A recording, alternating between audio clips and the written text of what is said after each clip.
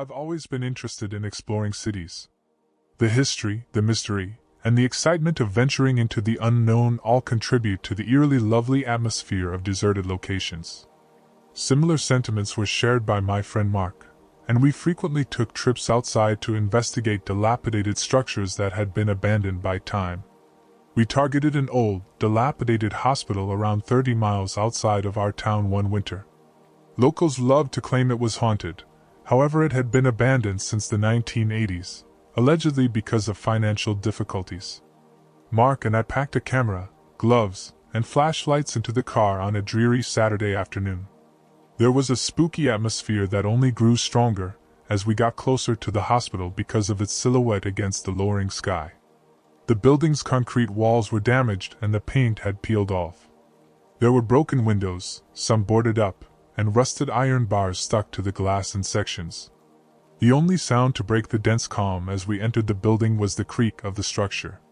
The air was frigid and stale, and everything was dusted. The hospital's plan, including the reception area, patient wards, operating rooms, and more, was displayed in a fading directory on the wall.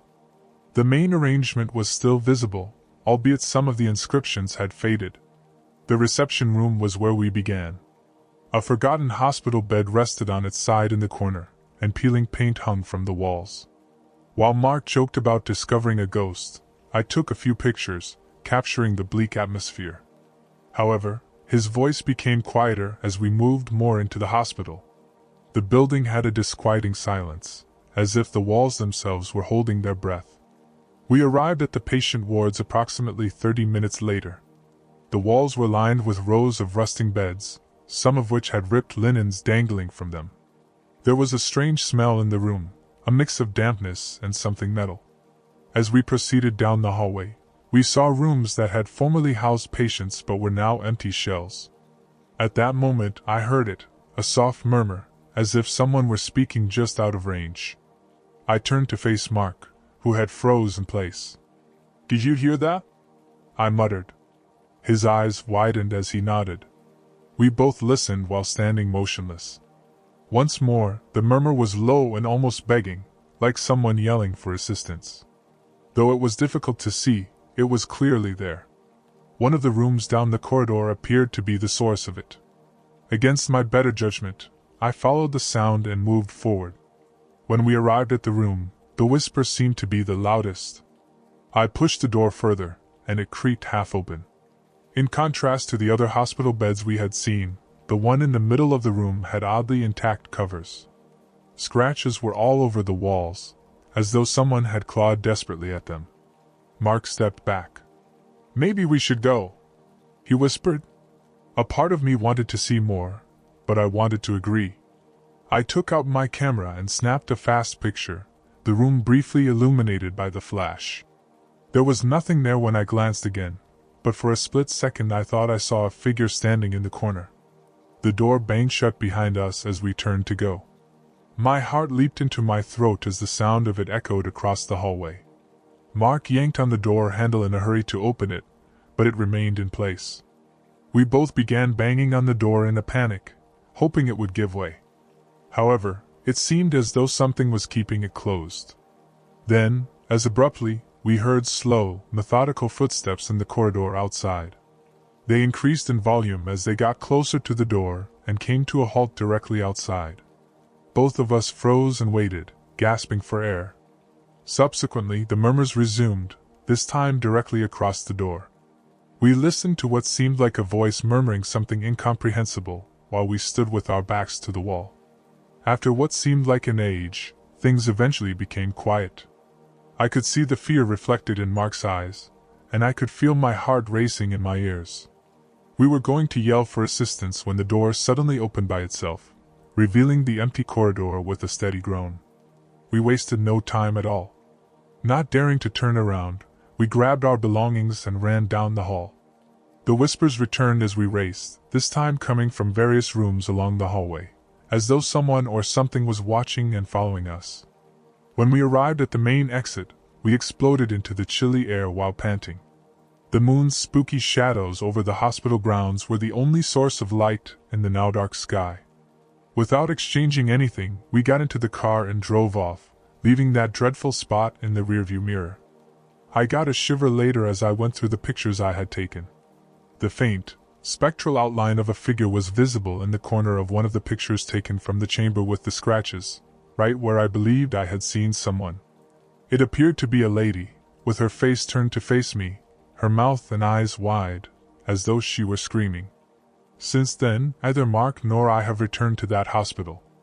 The faint voice is still reverberating in my head to this day, and I frequently ponder whether the ghosts of that hospital are still imprisoned there, waiting for someone to hear their mute pleas for assistance. Stories of neighboring ghost towns and abandoned locations were virtually legends in the little town where I grew up, and everyone knew each other's business. I used to joke with my buddies about going to one of those purportedly haunted ghost towns. Our curiosity finally overcame us, and one cool autumn evening we made the decision to visit an abandoned mining town an hour's drive away.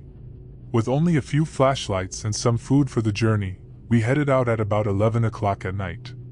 Although the journey was routine, the scenery transformed as we approached. On both sides of the road, the moonlit desert stretched out as the trees grew less. The faint silhouette of the old town, encircled by shadows and dilapidated buildings that appeared to be about to collapse, was finally visible in the distance. Jake, Lisa, Tom, and I were the four of us.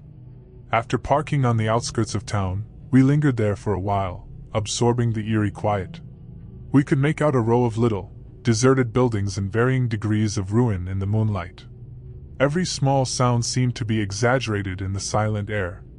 The wooden boards groaned beneath our feet as we moved down what had once been the main street. With the help of our flashlights, dust drifted through the air. In an attempt to release the underlying tension, we laughed uneasily. Always the daring one, Jake chose to enter one of the bigger structures, which an ancient sign over the door indicated had once been a hotel. Reluctantly but curiously, the rest of us followed. The building was completely destroyed inside, with broken windows and vacant entrances. Pieces of furniture were lying all over the floor, and faded wallpaper was peeling off the walls. An antique chandelier with dust-covered crystals hung from the ceiling. When Lisa shone her flashlight on it, the light bounced off the crystals and created odd, angular shadows that spread over the room. We had just begun to look around the upstairs rooms when an odd incident occurred. We noticed a dim illumination coming from one of the buildings down the street. It flickered faintly in the darkness, dull, like an ancient lamp. "Is there anyone else present?" Lisa's question was hardly audible above a whisper. As we watched the brightness, we snuggled together. It appeared as though someone was carrying the light through the structure as it moved from window to window. Too horrified to do more than gaze, none of us dared to approach. Then, suddenly, more lights came on in the nearby buildings.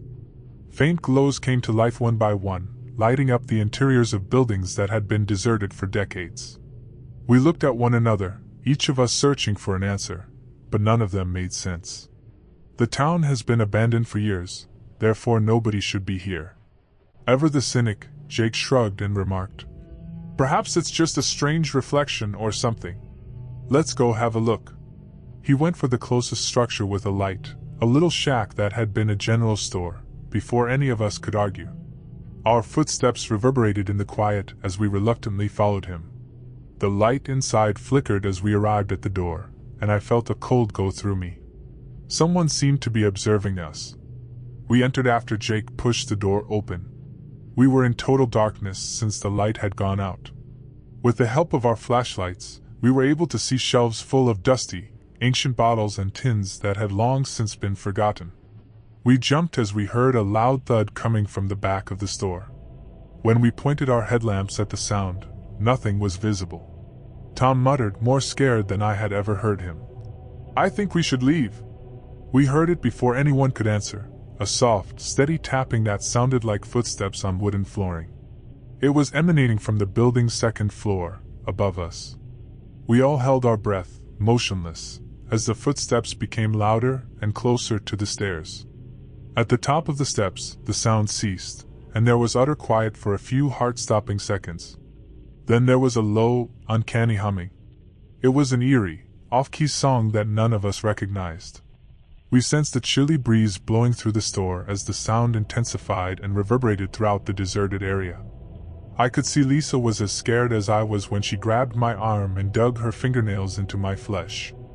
We ran out of the building and down the empty street without pausing to see what, or who, was causing the noise.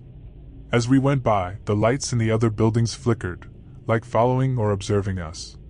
We continued till we arrived to the car, gasping for air and trembling. I took one more look at the ghost town as we drove off. The buildings were once again in the dark, with the lights gone. It was as though we had only dreamed about it, as though they had never been there. But I knew in my heart that we hadn't. Something ancient and restless was there in that town, and it didn't want us there.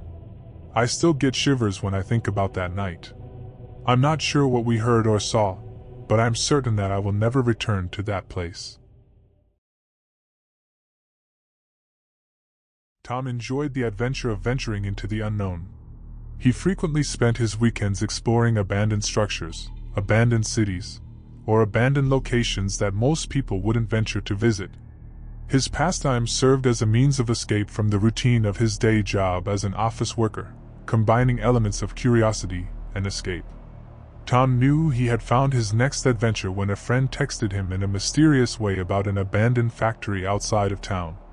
Miller Textile, the local name for the facility, had been closed for more than 30 years.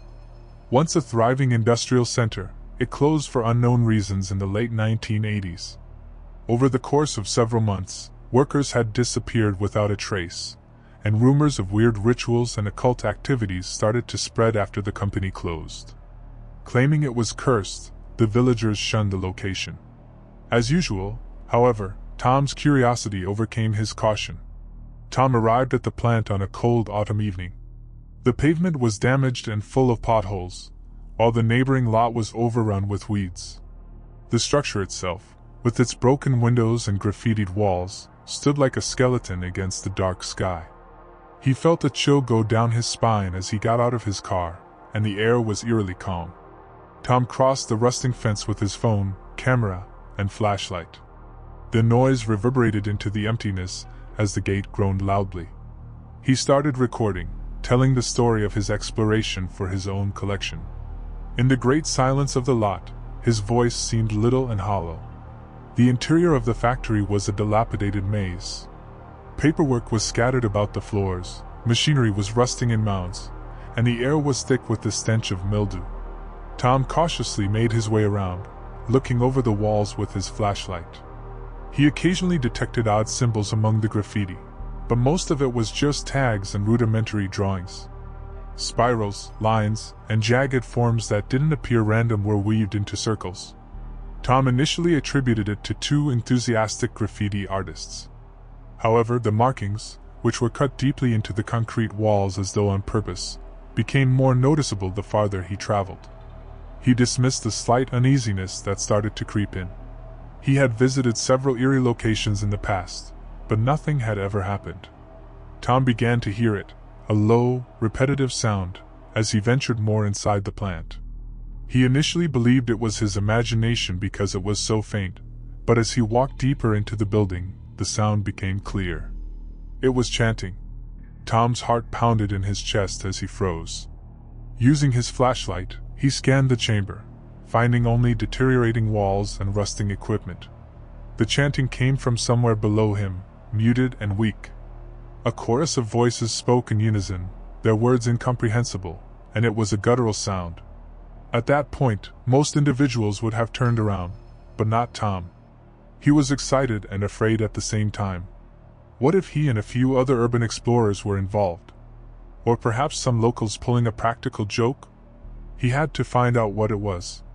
After searching the factory, he discovered a stairway that led to the basement. His flashlight flickered periodically as he dropped, the air growing colder. Like the hum of a tuning fork, the chanting became louder and reverberated through the walls. The basement was a tangle of flooded rooms and wet hallways.